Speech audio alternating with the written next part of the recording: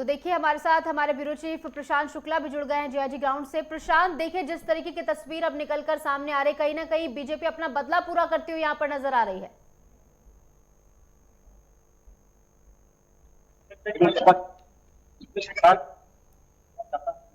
जैसे वही दिन आज देखने को मिल रहा है।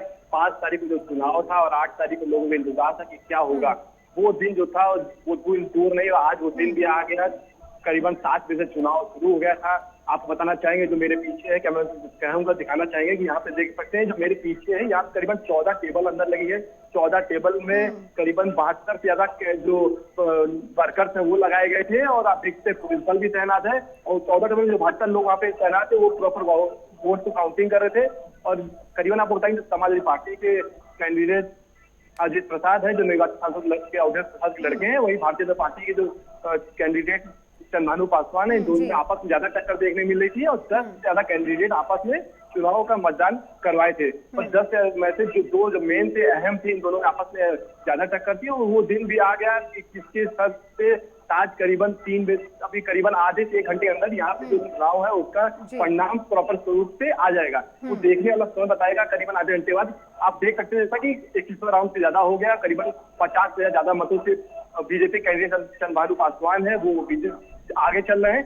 तो वो करीबन आधे घंटे के अंदर वो कैरी भी आ जाएगी, रिजल्ट आ जाएगा कि कौन कैंडिडेट के स्तर पर आ जाएगा, वो तो देखने को मिल रहा है। और देखिए जश्न की तस्वीरें भी हम देख रहे हैं, मिल्कीपुर से जश्न की तस्वीरें भी कहीं ना कहीं सामने आ रही है। जो भाजपा कार्यकर्ता है वो जश्न मना रहे हैं।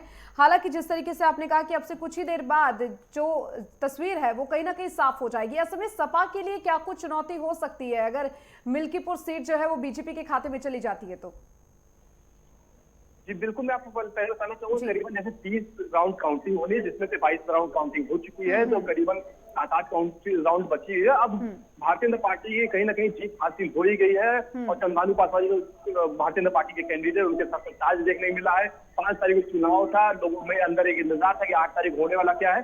वो दिन भी लोगों के अंदर जो अपेक्षा थी, इंतजार था, वो खत्म हो गया।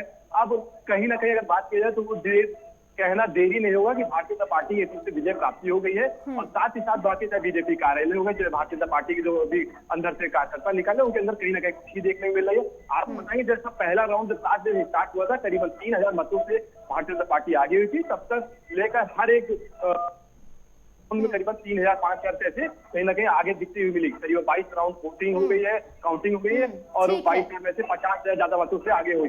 ठीक है, लेकिन 50,000 का जो लीड है वो बहुत ज्यादा बड़ी लीड है और इसको लेकर देखना हो किस तरीके से ओवरकम यहाँ पर करती है समाजवादी पार्टी या नहीं, या फिर बीजेपी ही सीट को ले जाती है। फिलहाल लगातार इस पर नजर बनी हुई है। इस बीच वक्त हो चला एक छोटा सा ब्रेक का, ब्रेक के बाद फौरन हाजिर होते हैं।